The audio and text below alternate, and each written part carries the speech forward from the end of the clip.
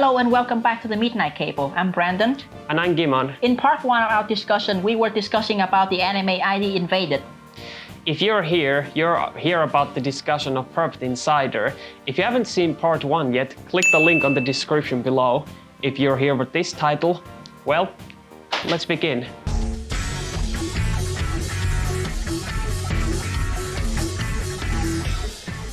Perfect Insider, aka Everything Becomes F, is a single-case detective show with the cast of characters reminding of Agatha Christie's works like Hercule Poirot. The story follows Sohei Saikawa, an associate professor of architectural engineering who has detached himself from other people, and his assistant Moe Nishinosono, a daughter of his mentor and a student at the same university. They are invited to a remote island to talk with Shiki Magata, an esteemed programmer living in isolation in her research lab. Shortly after arriving, a heinous crime of grisly nature occurs, and it's up to Scooby and it's up to Sohei and Moe to solve the mystery behind the strange circumstances surrounding the case, while also dealing with their personal issues in their relationship. So Brandon, from what I understand, you and I are kind of split over this show. You liked ID Invaded more than I did, but you didn't happen to like this anime very much, so could you elaborate a bit on that? It's just like as your voiceover kind of hinted, this is a very excellent detective, mystery novel story. This is a story that shouldn't be an anime because other than having a really good detective story, this is not even an anime. It just has so much weird pacing and unnecessary character drama and stuff that I don't care about. I felt like I would just rather this be a 2-hour long movie and that would be better. Yeah, you do bring up some certain points, but I guess I'll bring up, why I have a sort of a different perspective to them. But when it comes to talking about this show, I think it's gonna be rather difficult due to the fact that every single episode is a spoiler.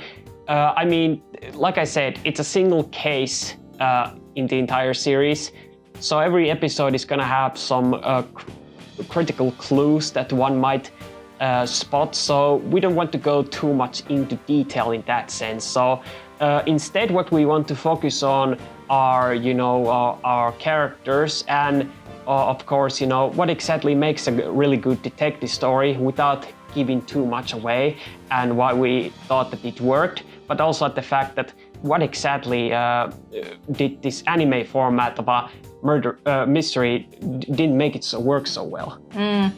So let's just begin by talking about the thing that drive me mad the most: the two main characters.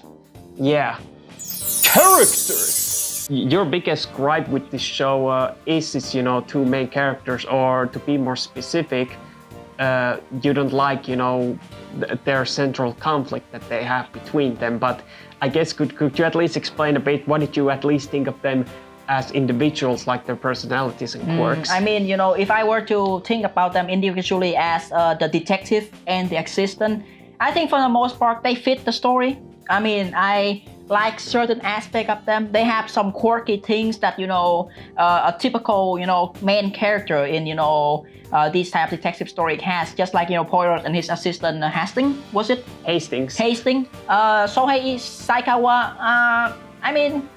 Your typical, super smart genius, not talkative, emotionless isekai protagonist. That's a bit harsh. Yeah, but he has some quirky things. He hates watermelons, red bean, soybean flour, some really specific stuff. He also smokes a lot, and he sometimes has cool moments and cool scene. But other than that, he kind of feel a bit bland to me.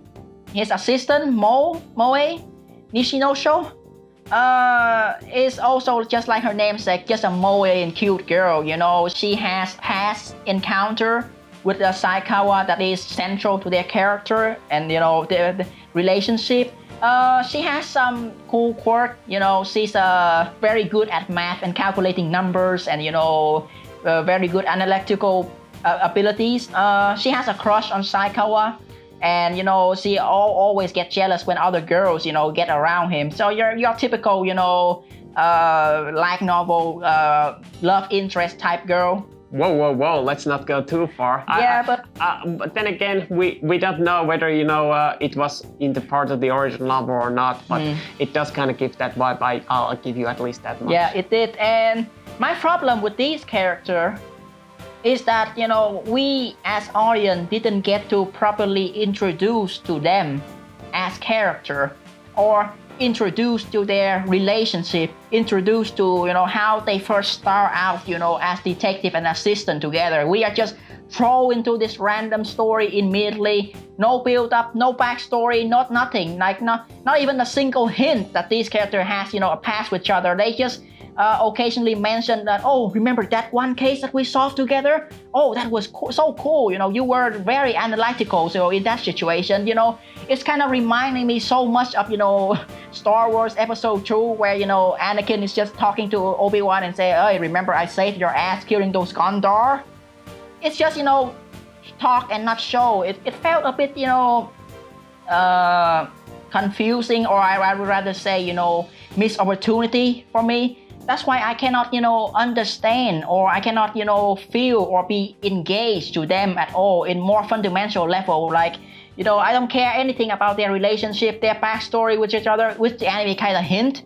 Because of that, it's kind of slow and drag the anime down. I mean, you have very interesting scene of these people trying to solve the case, and then you have dumbass relationship building between two uninteresting characters, which could have been interesting if they actually introduced them properly. But the show never went to that, and it's just dragged down the overall story and makes the pacing a complete mess. Yeah. While I try to go more a bit detail, when it comes to their characters later, at least when it comes to their drama. But the way I view them as characters is because I think, when it comes to the continuity with Poirot books, well, there is certainly, this sort of a beginning and the end, what exactly the first book was and when the character was introduced. And there are these certain books which take place in certain time, like how the younger Poirot and like that. But the way they're structured is that each of them feels like that you could just jump into any of these books and not feel anything. There might be some few references, like a sort of a passive mention, but not like they dedicate an entire full pages or like an entire backstory that they're suddenly talk about. So I think the problem with this anime is that because I can't confirm this since I haven't read the original book, but it's possible that in order to make the anime more engaging, they may have borrowed some story elements from other books. Like, I'm not entirely sure how much of the backstory appears in the original novel that this anime is based on, and how much of it is anime original or how much of it is borrowed from other books. But I guess what they were going for is that they were trying to add some dramatic stakes to it more, that they have some personal stakes. I mean, like how in some of the Poirot storybooks, some of the characters like Hastings actually have a personal connection to the case, like that he's in love with this, one character, or that he's their uncle or something like that, that they have a sort of a connection. Although in this case, the only connection they have is just with the main character who just wanted to meet this victim because he felt like that they're like the same genius level, they would be able to understand each other before that victim is killed. So I don't know how good the story adapted in that sense, but all I'm saying is that there is nothing wrong with human drama, and if it's prevalent detective story, but it does have to relate to, the actual case that is going on, and it feels like that like you said, it was sort of a more like a distraction, or sort of a like, let's stall the plot so that we have time, make more episodes. So then let's try to plot along when we're ready to start talking about the case again. So I do get your point that it kind of grinds the plot to a halt too many times. Yeah, and nothing much to say about the victim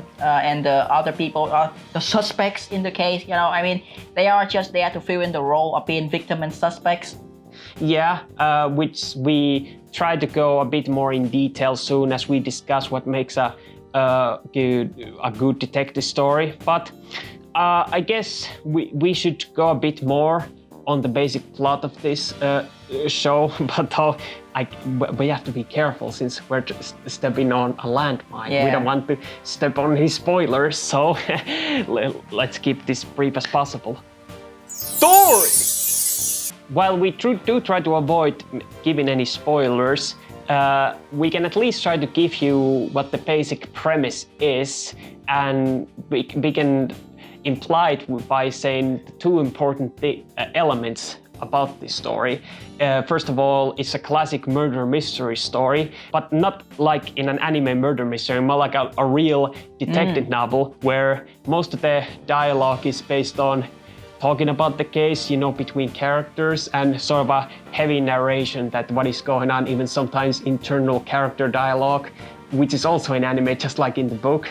And of course, not so stunning animations and mind-bending visuals like ID Invader, that it's more about the characters that sit down and talking and then observe their surroundings, and in that sense.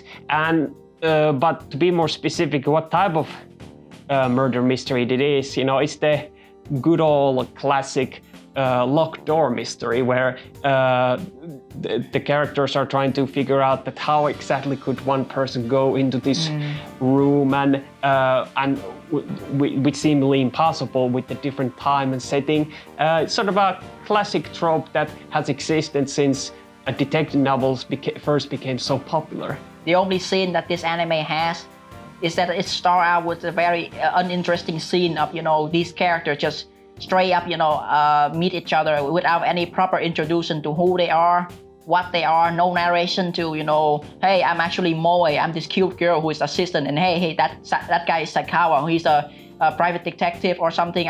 There is nothing, a single narration or any, drive in for the audience to know who these characters are. It just starts with this random scene of characters just sit down and then drink coffee and talk some philosophical quote to each other. And that is the problem that kind of persists going forward.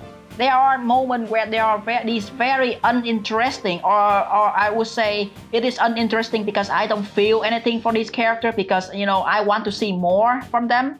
I want to know a bit more about them, before I can be engaged to their relationship. I mean, it's kind of like, it's kind of bad for me to bring this up, but like, for example, in Spectre, when they have that episode with the snake, it just shows that they do a small case together and then, it jumps to the bigger one. I kind of want to see that this anime kind of has one of those, just a simple something first, like, let's try to find, my missing, book, let's try to find, this missing pencil that I like so much, why not just have one tiny episode like that, just to show that these characters are like, detective, they are, logical thinking and analyzing and, try to do a small case first before we jump into the main plot. It would make this a much better and engaging story to go through, but we don't have that.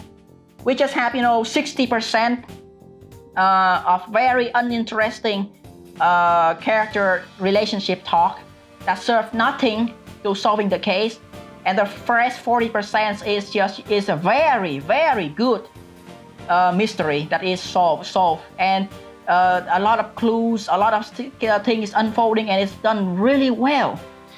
Yeah, I mean, despite us saying that 60% of it, like you said, is more of a character dialogue that at most times feels pointless, the actual mystery itself that is unfolding with the clues are like that it's actually so good and so engaging that it kind of almost makes you forgive for the most of it. But I guess I'm slightly more lenient, more forgiving, and you're not. So, but speaking of mystery, while we might have some issues when it comes to the main plot, especially you, but the actual mystery, is really well. Yeah. So I think we better explain why exactly does it work and what exactly even makes a good mystery story work so well in the first place. The mystery. It's come to my understanding that you are a huge fan of Poirot books, and you are had more investment when it comes to these, in detective, story more than me. You have Rick and Morty IQ when it comes to them. Oh, don't insult me. But yeah, I would like you to take the helm here and try to, explain to me what would make a good classic detective story, and then we go point by point by comparing those points to the actual anime to see whether or not this mystery is good or not. I guess we can do that. At least from what you've seen from this show, that there are actually 4 important elements Yes. that are most important that makes a good mystery work. I mean, first, then there is the detective, which I admit is probably the weakest part of this show. But what makes a good detective work is that they have some interesting personality, a personal motivation that's why they are taking the case, some really quirky sort of things to them, and of course their strengths and weaknesses, because somebody who is too perfect, is boring and not so interesting. And I think, at least for me personally, I thought that Saikawa was well done in a sense that he wasn't too perfect, that he wasn't all the time this sort of a cool, smoking protagonist who just too badass, and they were, wow, he's so cool like that. I do admit that compared to some of the other detectives I've seen, especially with Poirot, Sherlock Holmes, and other ones, that he's other than his analytical abilities and his cool smoking thing and how he narrates the story, I guess he only works in those scenes, but when it comes to his personal problems, that's his biggest weakness. Not a good weakness, more like the weakness that kind of, doesn't make him a good protagonist. Yeah, I mean, his motivation is that he has a man crush on the victim. I mean, sure, it might be interesting, but like I said, if only the anime kind of, give more scene to flesh out those ideas and, personality trait, like, if only the first episode was done much better to throw in that point across, then I think, he would be more engaging. Yeah, although thankfully, detective is not the only thing that carries this show forward. After all, a crime of the detective story has to be really iconic, shocking, interesting, and something that is not so easily solvable, that it seems like impossible, that how could this have happened, that who could have done this like that. Yeah.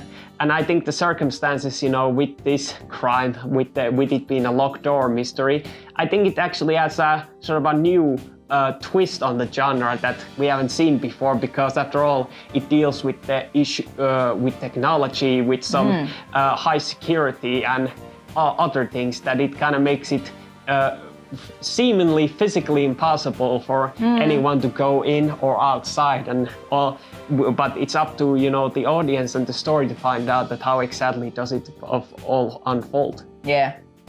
But the other thing also works are the suspects. I mean, while the supporting characters are not really that interesting, but I think that's sort of the point, because unlike in other detective stories where there are these immediate suspects who have these clear motivations that, I have this revenge or something like that, the fact that nobody was shown even going inside or anything, that nobody even had any sort of motivation to kill anything, so it's sort of one of those rare instances where there are no suspects. Yeah, you don't always need to have a suspect to make a crime interesting. It is the lack of suspect that make this crime interesting, because those other people, when after the crime happened, they were mostly just there to dump exposition into for the main character.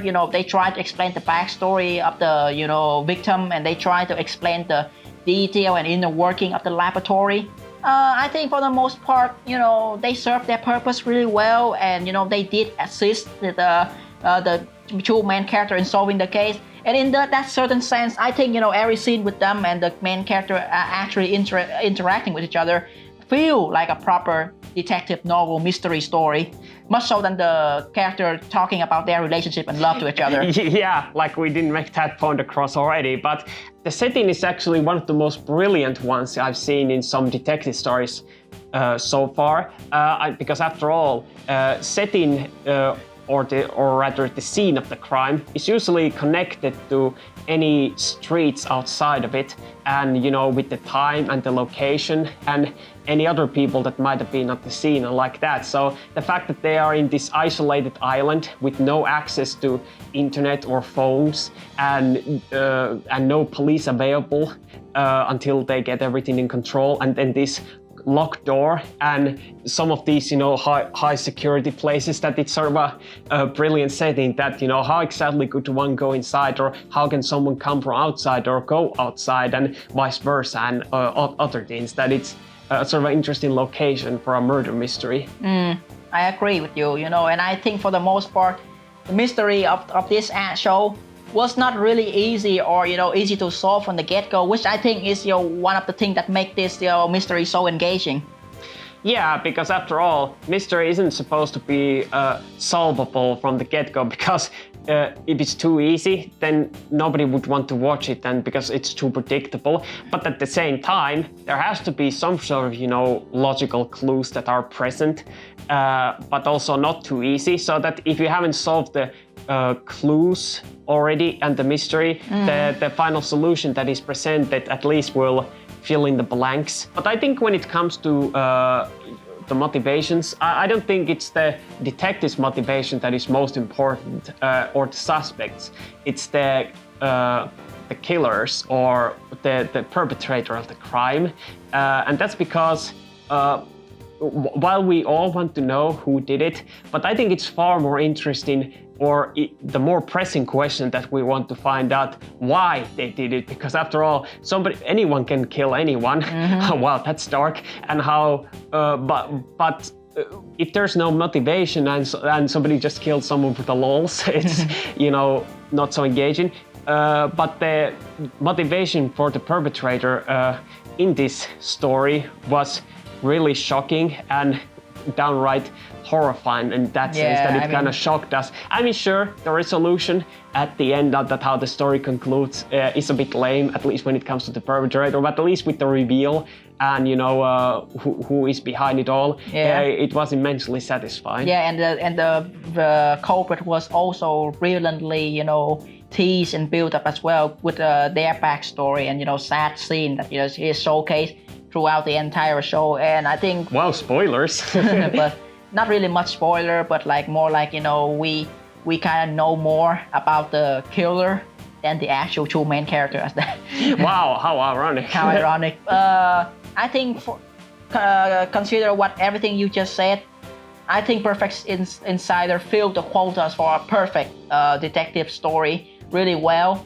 At least for me personally, I think every single clue and every single logic fit, it kept us suspense, but at the same time, entertained, to find out the final result. There are certain explanations that are a little bit too specific, so maybe that would be the thing that kept us from finding out the real solution to the crime. 3 twists after twist, 3 consecutive twists on top of each other, and it felt so natural and logical. At the same time, everything just fit. The whole puzzle just come together. That was a very amazing moment, and it was only the highlight of the show for me. Yeah. Music and animation.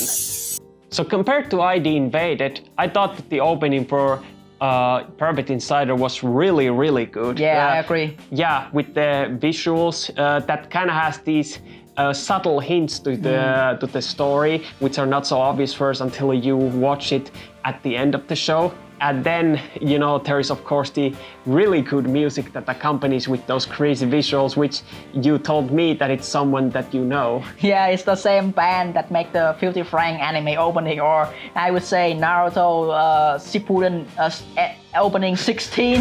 The same song that I always use wherever the phrase shonen is mentioned in the show. Yeah, so when it comes to the ending, surprisingly, the song is also from another band who make Naruto ending. More specifically, Boruto ending. So I think it is a match made in heaven more than just a coincidence. But I digress.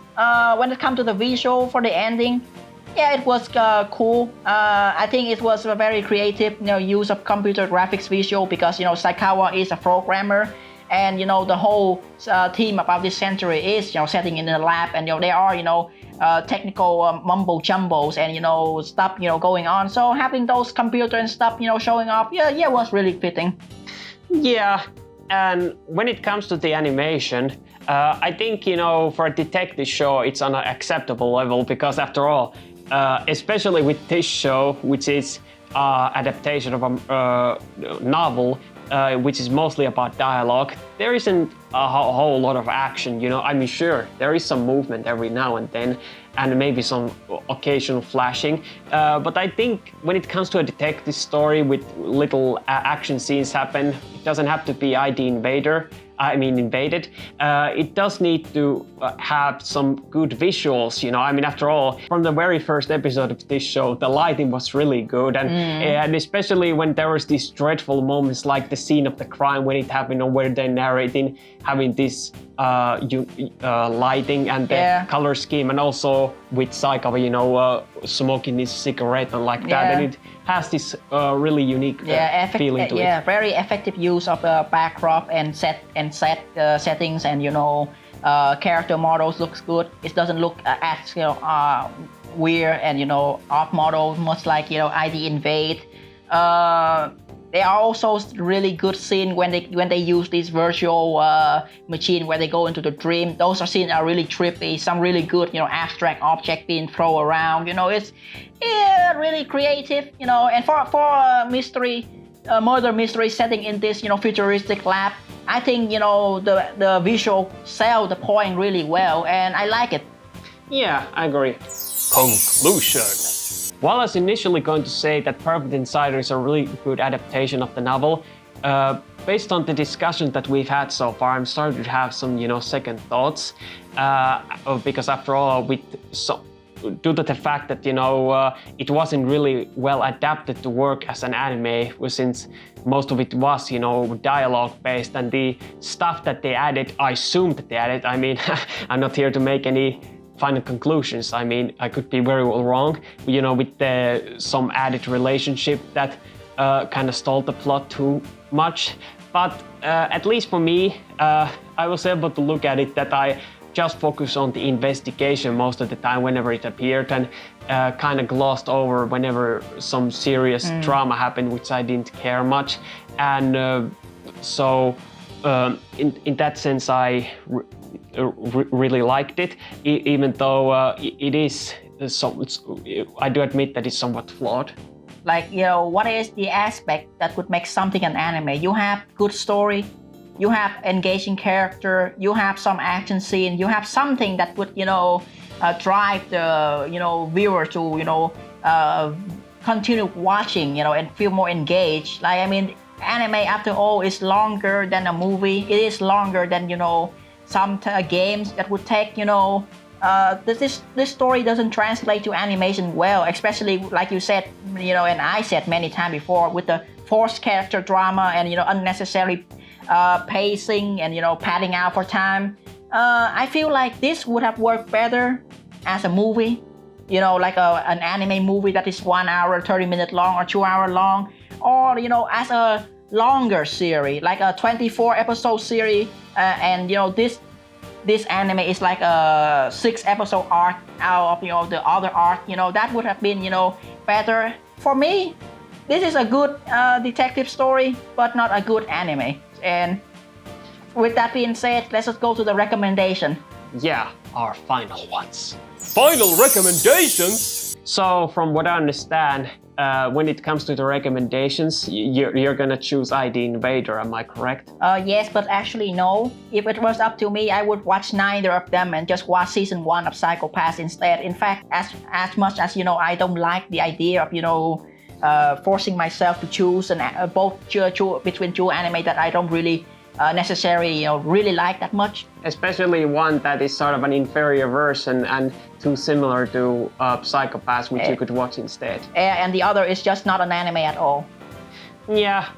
As for me, if I had to choose between these two, I mean, after all, I do agree that I could actually go for, Psycho Pass season 1 right now. I have to finish season 2 at some time. I would still choose Perfect Insider, and that's due to the fact that ID Invaded wasn't too unique to my taste, since I've seen these kind of plots, this type of plot and characters before. And I think a detective story like this in an anime form is rather rare. And as a avid detective novel fan, I kind of found this personally more enjoyable for myself. So, but I can't recommend it to everyone. It needs to have this certain perspective, especially if you're a huge detective story fan. And if not, then I'm not sure which one to recommend. But at least for me personally, my mind goes to Perfect Insider. But you know what's weird? This is the first time on this show that we have had completely different recommendations. I mean, what are we supposed to do now? Are we supposed to duke it out or something? I don't know. I mean, I kind of like that we have these, certain disagreement when it comes to a recommendation. And it's rarely in this show that we have an opportunity to do something like this. So hopefully next week it will be also the same. I'm kind of interested to see what anime we'll be discussing next week. Wow, hopefully you aren't tempting the fate too much. But until then, we all hope that you have a pleasant day, maybe watch some, more anime, and we'll all see you on the next edition of The Midnight Cable.